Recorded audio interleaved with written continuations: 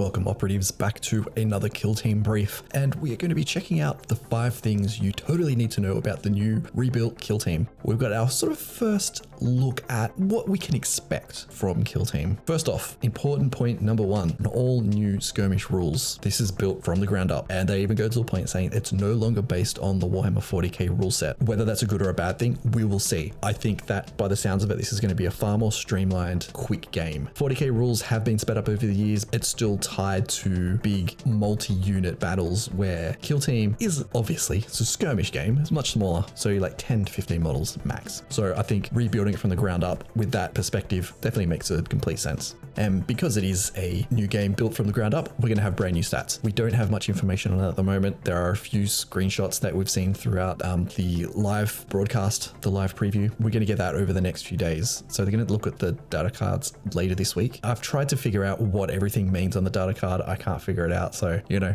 we'll get a good look at that. And I'm definitely going to be talking about that because I'm really interested in the core mechanics. Third point is that this is the battle for Octarius. So it sounds like this game itself is set in the latest narrative setting or war zone of Octarius. So there's a lot of stuff happening there, like a lot of orcs, a lot of Xenos, and sort of every faction does come in and they're going to have some kind of rule set, even if they're not a major player in that area. And we kind of did know this because in the box itself, we do get a book for Octarius, which I would assume has pitched battle, lore, and a bunch of other stuff, specific things to that. I'd be interested to see if they go for a crusade style thing where you get the crusade books, the campaign packs, and you could possibly get skills and renown things, I guess, and items and equipment from that area specific to that region. I think that'd be really interesting, and I get a feeling they may go that way. Now we get a little into the game itself. So the fourth point here is alternating activations. I think this was a no-brainer. I think they were always going to do this. Makes perfect sense. So this is going to be, they're saying, a constant back and forth action. It's a cornerstone of the new edition of Kill Team. So you take alternating actions. So it's an I go, you go type thing until all your models have gone. And this is just such a better way to run a game like this of this scale. I get at bigger scales like 40k scale, it makes sense. I think it'd be much more onerous on each player to have alternating activations when you're activating an entire army. I think it could be done without affecting the rules too much. You would have to play around a bit, but I think, you know, from a small scale, it makes sense.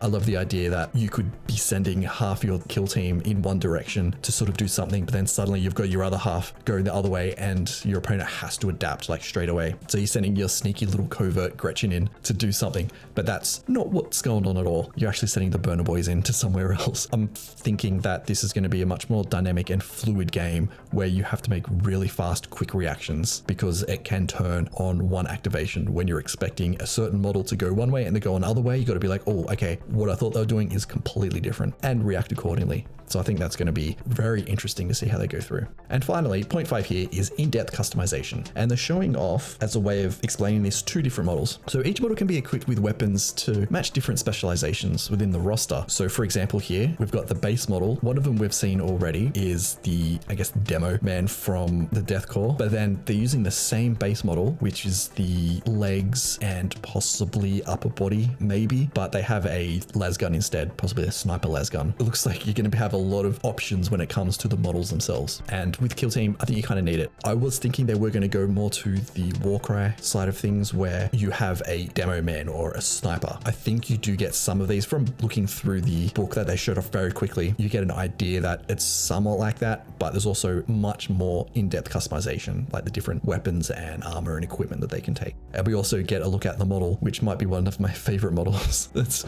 the dude with the beanie with the heavy weapon and little bits attached. So it looks like this is the body, and just quickly scanning it, looks like the upper torso as well, with a different head, same backpack, and obviously different arms and weapons. I think that's a really good thing. I don't see how they would have done this otherwise unless they were like set monopose sculpts with some customization, which would have been interesting.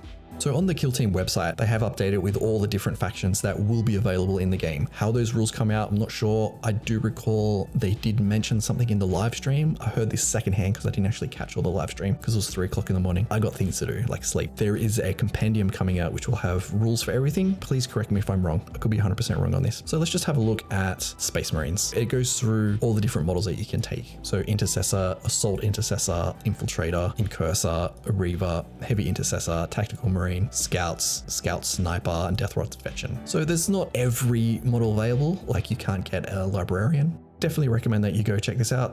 warhammer40000.com/kill-team, and just have a look through, because you get an idea of what models you're going to be able to take. And we get all the new models here for what they're calling veteran guardsmen. I guess a way to explain that, it's not so much specific Death Korps of Krieg. These are classed as veteran guardsmen. So you get the different types of models there. And again, I'm definitely going to go and do probably like a 10-minute video looking at all these models, these new models, because I think they're beautiful and stunning.